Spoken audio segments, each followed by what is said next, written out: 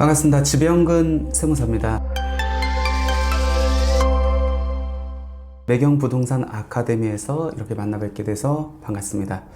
오늘 저하고 2024년도에 부동산 투자자가 꼭 알아야 되는 개정 세법에 대해서 한번 살펴볼 건데, 이번에 이제 세법 개정에서 부동산 세제와 관련돼서 어떤 내용들이 바뀌었는지 우리 취득, 보유, 처분 단계별로 한번 살펴보도록 하겠습니다. 먼저 취득세부터 한번 살펴보면은 작년하고 달라진 건 없습니다. 그러니까 다주택자가 취득하는 주택에 대해서는 중과세율이 그대로 적용되는 건 동일하고, 종합부동산세에 약간 변동이 있거든요. 우리가 종부세라는 것은 주택을 보유하면서 내는 세금입니다. 개인이 갖고 있는 주택의 공시가격을 합해가지고 세율을 곱해가지고 세금을 내는데, 이 종합부동산세를 좌지우지하는 가장 큰 역할을 하는 게 세율입니다. 한번 종합부동산세 세율 어떻게 적용되는지 한번 볼까요?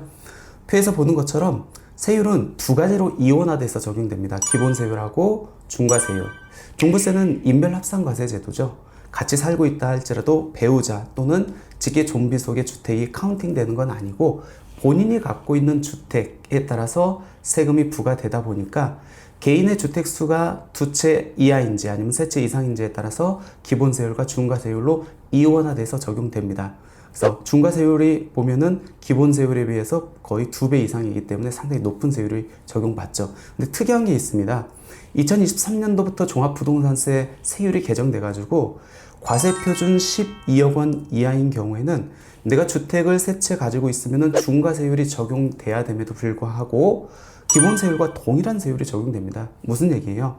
과세표준이 12억 원 이하라고 하면은 내가 주택이 뭐 10채, 100채를 갖고 있다 할지라도 기본세율이 적용된다라고 이렇게 이해를 하시면 될 것 같습니다.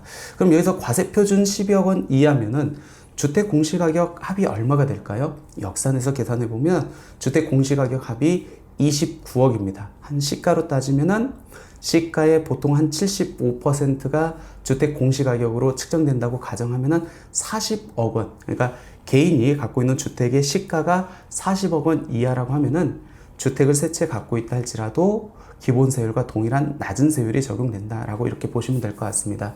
근데 이 주택, 아까 세 채 이상이면 중과세율이 적용된다고 말씀을 드렸잖아요.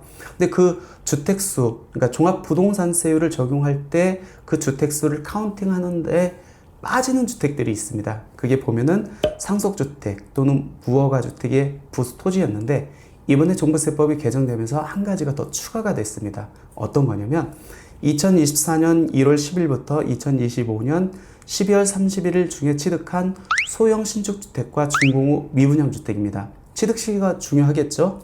2024년 1월 10일부터 2025년 12월 31일입니다. 근데 취득 시기는 동일한데 소형 신축주택과 준공후 미분양주택은 면적이라든지 소재지라든지 취득 가액이 다르게 구성되어 있습니다. 먼저 소형 신축주택 볼게요. 60제곱미터 이하이고 소재지는 뭐 수도권, 비수도권 상관없습니다. 취득 가액은 수도권인 경우는 6억 원 이하, 비수도권은 3억 원 이하입니다. 소형 신축주택은 모든 주택을 의미하는데 단 아파트는 제외하게 되어 있습니다. 준공후 미분양주택 볼까요? 85제곱미터입니다. 아까 소형 신축주택은 60제곱미터인데 그거보다는 조금 규모가 이제 상향 조정됐죠. 근데 이 미분양 주택은 비수도권에 있어야 되고 취득가액이 6억 원 이하여야 됩니다. 그리고 요거는 아파트까지 포함된다. 취득 시기는 동일하지만 약간의 면적, 소재지, 그 다음에 취득가액, 주택 유형에서 차이가 있다라고 보시면 될 것 같습니다.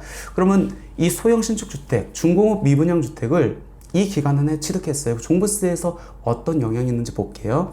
내가 주택을 두 채 갖고 있습니다. 그리고 이번에 소형 신축주택이나 준공후 미분양주택을 추가 취득했다고 가정했을 때 주택을 세 채 보유하고 있는 결과가 되겠네요. 종부세 어떤 영향이 있는지 볼까요? 주택 공시가격에서 이 소형 신축주택, 준공후 미분양주택이 제외된다. 그 의미는 아니고 주택 공시가격은 합해집니다. 그러면 주택 수를 계산해야겠죠. 왜? 그 주택 수에 따라서 종합부동산세 세율이 달라지기 때문에.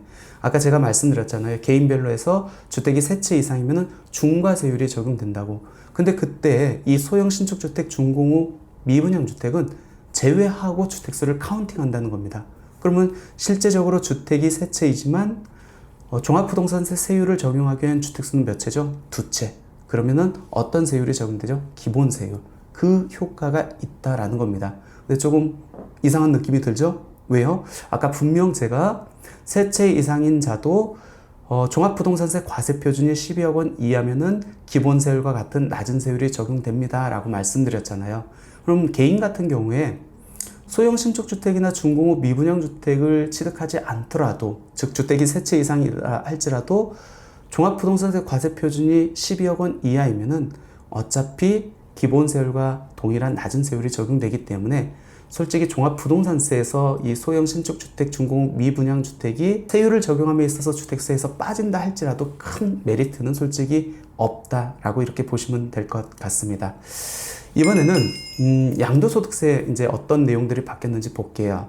양도소득세는 종합부동산세와는 달리 세대를 갖고 주택수를 판정하죠. 그리고 그 세대가 양돌연재 하나의 주택을 갖고 2년 이상 보유, 2년 거주했으면 비과세라는 굉장히 큰 혜택을 적용받습니다. 그렇기 때문에 1세대의 범위가 굉장히 중요하겠죠.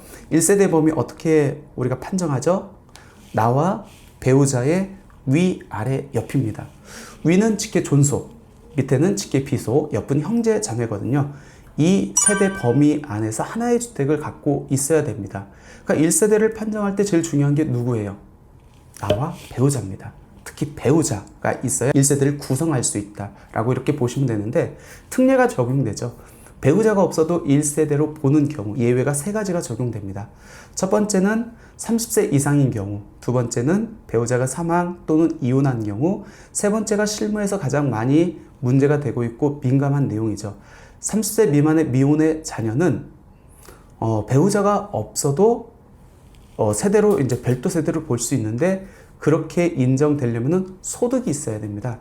그 소득이 중위소득의 40% 이상이어야 됐거든요. 근데 이 중위소득의 40% 이상에 대해서 조금 불분명한 게 이번에 이제 명확하게 규정됐습니다. 그래서 어떻게 중위소득의 40%를 계산하느냐에 대해서 12개월간 경상적 반복적 소득을 갖고 중위소득을 12개월로 환산한 금액의 40%를 갖고 판정하겠다. 첫 번째는 12달간 소득을 갖고 판정하겠대요. 그리고 그 소득이 일시 우발적 소득이 아닌 계속 반복적 소득이어야 된다는 겁니다. 그리고 기준 중위소득의 12개월로 환산한 금액, 이 얘기는 뭐냐면 우리가 보건복지부 고시에 의해서 중위소득이 월 얼마 이렇게 고시가 됩니다. 예를 들어서 1인 가구는 월 222만 8,445원이에요. 즉 중위소득이 월 단위로 그 고시가 되고 있기 때문에 아까 12개월간의 소득을 갖고 중위소득을 판단한다고 했잖아요. 그러면은 이 중위소득도 12개월로 환산해야 되겠네요. 환산한 금액의 40%를 갖고 이제 판정하겠다는 겁니다. 그럼 1인 가구 기준 중위소득을 12개월로 환산하면은 222만 8,445원 곱하기 12개월 하면은 2,674만원 정도가 나오겠네요. 요 금액의 40%, 즉 1,696만 566원 이상이면은 인정해주겠다. 즉 30대 미만이라 할지라도 1년간 소득 금액이 1,000만원, 1,070만원 이상이면은 별도 세대로 인정해주겠다. 그래서 중위소득에 대해서 조금 명확화됐다라는 겁니다. 이번에 세법상 주택의 개념도 좀 명확해졌습니다. 우리가 그동안 알고 있던 주택은 어떻게 알고 있었죠? 허가 여부나 공부상 용도와 관계없이 실질적으로 주거로 사용하는 건물로 이렇게 알고 있었는데 그렇게 규정되다 보니까 납세자하고 과세관청하고 항상 이게 주택이냐 아니냐 항상 다툼이 많았습니다. 그래서 이번에 주택에 대한 개념을 명확화했습니다. 어떻게 명확화했냐면 세대별로 별도의 출입문, 화장실, 취사시설이 설치되어 있는 구조로 된 주거로 사용하는 주택을 주택으로 보겠다는 겁니다. 이렇게 주택의 개념이 바뀌다 보니까 또 이런 반론을 제기하는 사람들이 있어요. 주택이 세대별로 출입문, 화장실, 취사시설에 설치되어 있는 구조로 된 건물로 정의하다 보니까 주거용 오피스텔, 이제는 다주택으로 본다는 얘기입니까? 이렇게 반문하시는 분들이 있는데 대전제 조건이 빠졌죠. 어떤 거죠? 출입문, 화장실, 취사시설에 설치되어 있는 구조로 된 건물로서 대전제 조건, 사실상 주거로 사용해야 됩니다. 그러면 오피스텔이 출입문, 화장실, 취사시설에 별도 설치되어 있지만 그 오피스텔을 주거로 사용하고 있지 않다고 하면은 주택으로 볼 수는 없다는 얘기입니다. 그러니까 종전하고 크게 달라질 건 없는데 과세관청하고의 다툼을 잠재우기 위해서 주택에 대한 개념이 조금 더 명확해졌다라고 보시면 될 것 같고요. 이번에는 비과세와 관련된 내용 한번 볼까요?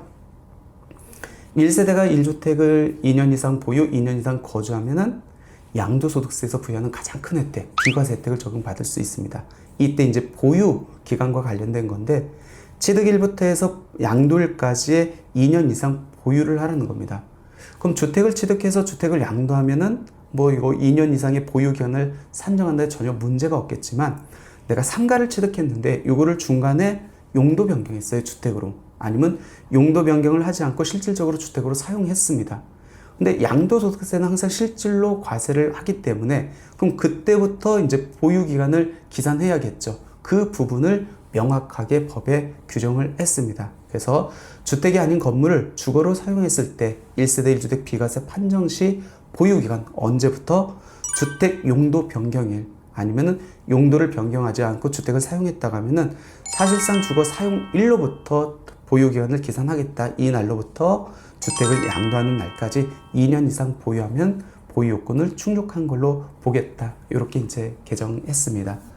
이번엔 공동상속주택에 대한 내용이에요. 굉장히 제가 봤을 때 합리적으로 잘 바뀐 것 같아요. 무슨 내용이냐면, 예를 들어서 아버지가 주택을 한 채 이렇게 남기고 돌아가셨습니다. 형제들이 무주택이었어요. 근데 삼형제가 있었습니다. 이 주택을 n분의 1씩, 3분의 1씩 공동상속을 받았습니다. 근데 이 주택이 나중에 비과세를 받으려면은 우리가 2년 보유, 2년 거주를 해야 되는데, 특히 보유 같은 경우는 그냥 취득일부터 양도일까지 기산하기 때문에 큰 무리는 없는데, 이게 상속받을 당시, 즉 취득 당시에 조정대상적이 있으면 거주요건을 충족해야 되거든요.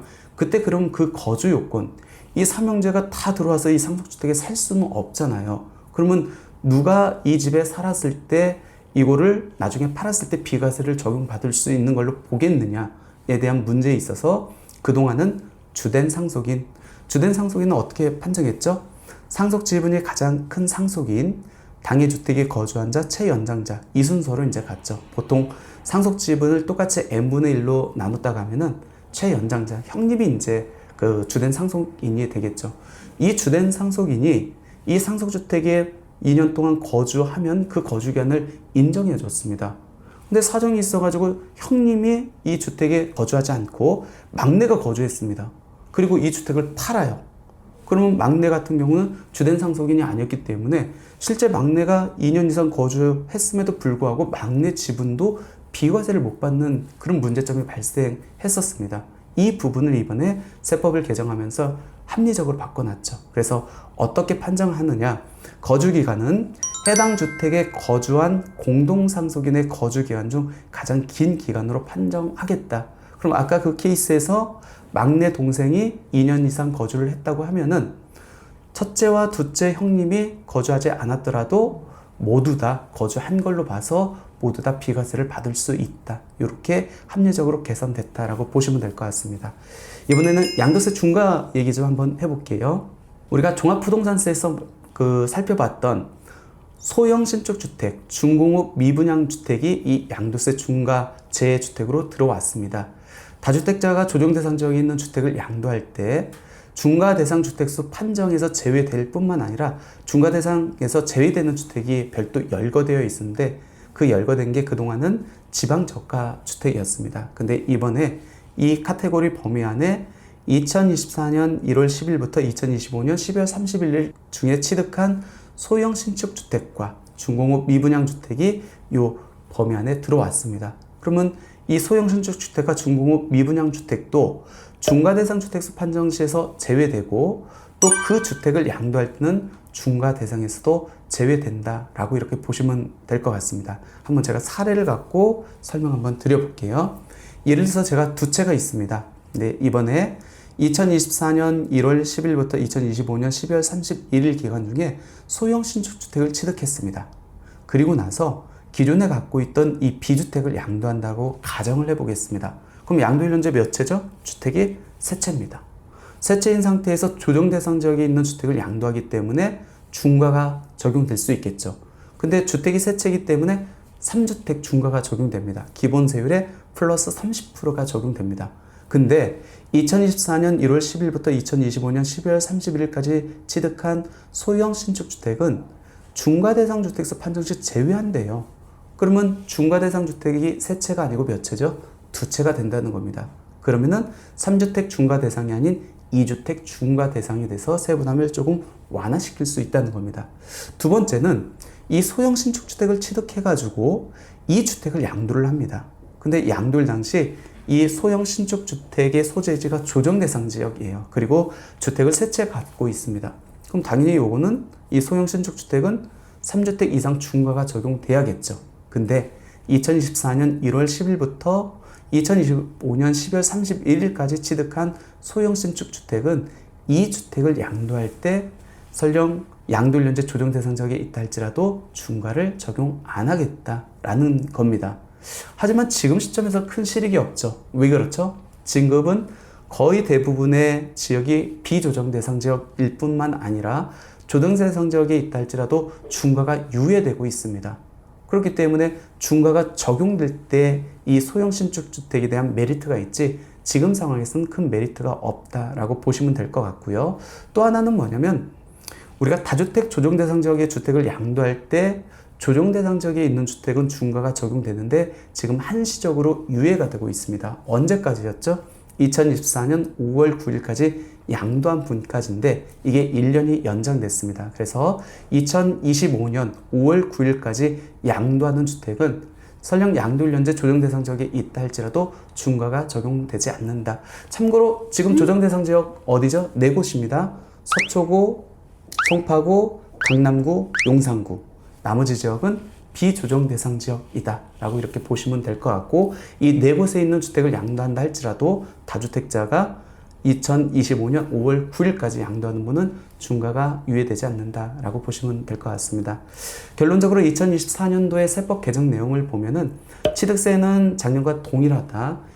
종합부동산세는 약간의 변동이 있는데 종합부동산세 자체가 워낙 지금 낮아졌고 세부담이 없기 때문에 또 소형 신축주택이 새롭게 들어왔다 할지라도 큰 영향은 없다 보시면 될 것 같고 양도소득세에서는 그동안 조금 불분명한 것들이 조금 명확화해졌다라는 거고 가장 중요한 거는 다주택자 양도세 중과 제도가 2025년 5월 9일까지 연장됐다. 그래서 조정대상 지역에 있는 주택도 내년 5월 9일 양도분까지는 양도소득세 크게 신경 쓰지 않아도 된다. 이렇게 이해를 하시면 될 것 같습니다. 예, 개정세법과 관련된 내용은 여기서 마무리하도록 하겠습니다. 감사합니다.